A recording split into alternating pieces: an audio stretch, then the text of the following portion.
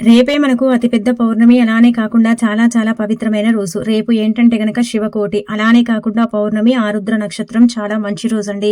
అయితే ఈ సంవత్సరం అంతా కూడా మీకు బావుండాలి, శివానుగ్రహం కలగాలి, అనేక రకాల సమస్యల నుంచి మీరు బయటపడాలి. ముఖ్యంగా మనం ఇక్కడ గమనించుకుంటే ఏంటంటే గనక జాతక దోషాలు, జాతక సమస్యలు ఉంటూ ఉంటాయి కదండీ! వాటన్నిటి నుంచి కూడా మీరు బయటపడాలంటే ఈ విధంగా దీపం అనేది పెట్టండి.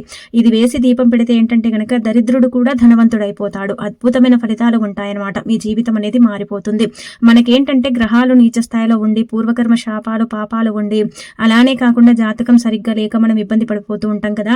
అయితే రేపు చాలా మంచి రోజు కదండీ! ఈ రోజున మీరు మర్చిపోకుండా ఇంట్లో దీపారాధన మనం ఎలాగో చేసుకుంటాం కదండీ! అలా చేసేటప్పుడు ముఖ్యంగా గుర్తుపెట్టుకోండి, మీరు దీపం డైరెక్ట్‌గా నేల మీద పెట్టకండి. అంటే పరమశివుడి పటాన్ని మనం ఏంటంటే చక్కగా అలంకరించుకొని దీపారాధన చేసుకుంటాం కాబట్టి దీపం ఏంటంటే గనక తమలపాకు మీద మారేడు దళం పెట్టి, దాని మీద ప్రమిదను పెట్టి, దాంట్లో మీ శక్తి కొలది ఆవునేతిని కానీ, నువ్వుల నూనెను కానీ పోసేసి 2 ఒత్తులను ఒకటిగా చేసి దీపారాధన చేసి ఒక లవంగాన్ని తీసుకోండి. లవంగానికి ఖచ్చితంగా పువ్వు ఉండేలాగా చూసుకోండి. లవంగానికి కనుక పువ్వు లేకపోతే మీరు చేసిందంతా కూడా వేస్ట్ అయిపోతుంది. మీకు ఎలాంటి జాతక దోషాలున్నా, జాతక సమస్యలు ఉన్నా, జాతకం అంటే సరిగ్గా లేకపోయినా, చండాలంగా మీ జీవితము జాతకం ఉన్నా సరేనండి, అదంతా కూడా పూర్తిగా తొలగిపోవాలంటే లవంగాన్ని తీసుకొని కుడి చేతిలో పట్టుకొని సంకల్పం చెప్పుకొని, ఆ తర్వాత పరమశివుడి నామాన్ని 3 సార్లు పఠించి, ఆ తర్వాత ఏంటంటే గనక వెలుగుతున్న దీపంలో ఈ లవంగాన్ని వేసేయండి.